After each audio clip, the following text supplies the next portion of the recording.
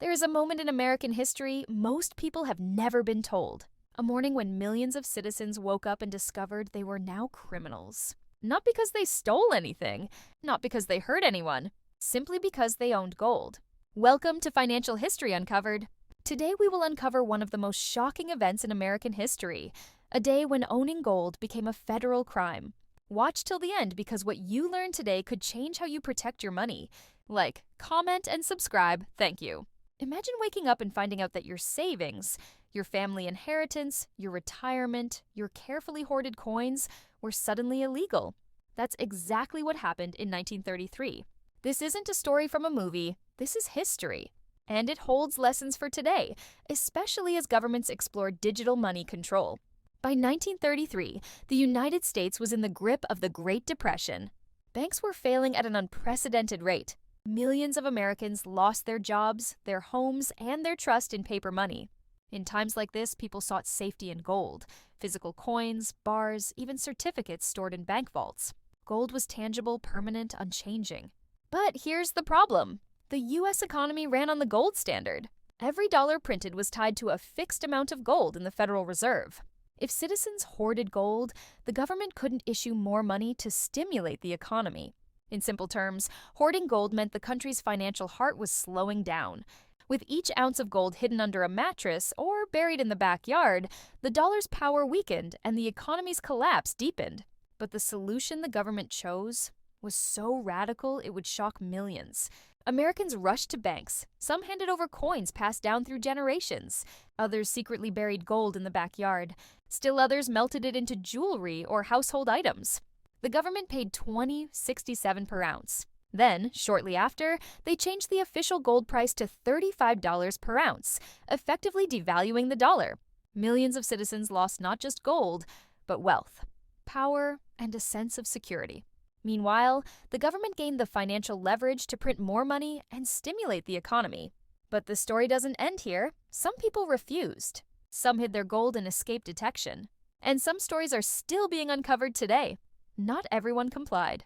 People buried gold in basements, walls, and under floors. Stories of hidden caches and lost fortunes still circulate. Federal agents conducted raids. Families risked fines, prison, and violence. Some coins were never recovered. Some are rumored to lie beneath old farmhouses even today.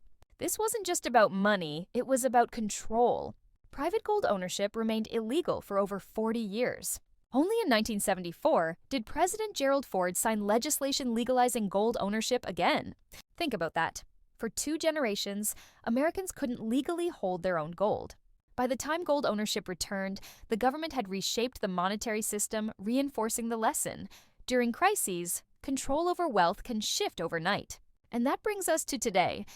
Modern economies are built on trust, just like in 1933. The dollar isn't backed by gold anymore, it's backed by faith in institutions. Debt levels are higher than ever. Banks are exposed to unprecedented risk. Governments are exploring central bank digital currencies, CBDCs, fully trackable, fully controlled, fully digital money. Imagine the implications. If your money exists only digitally, governments could theoretically restrict access, freeze accounts, or impose limits during a crisis. History shows that when systems strain, leaders often look for extreme measures. Think back to 1933. The government took gold. Overnight, no warning. Could the same principle apply to money in a digital age? What would you do if your wealth wasn't just at risk, but literally in someone else's control? Millions of Americans thought hoarding gold protected them. They were wrong. Their safety turned into vulnerability. Today, true financial security isn't in one asset, one currency, or one system. It's adaptability, diversification, knowledge, awareness. Some investors still hold gold as insurance. Others hedge with multiple assets. And some monitor developments in digital currencies closely. Because history doesn't repeat exactly, but it rhymes. The government has historically acted when financial systems fail. The lessons of 1933 show us wealth, security, and freedom are not guaranteed. So here's your challenge. If history repeats itself in a new form, digital currency control, would you be ready? Comment below, would you hand over your gold? Or would you protect your wealth at any cost? Remember, this is Financial History Uncovered. Today, we revealed how America once confiscated its citizens' gold and why the future could hold similar surprises. Watch till the end, comment, and subscribe. Thank you.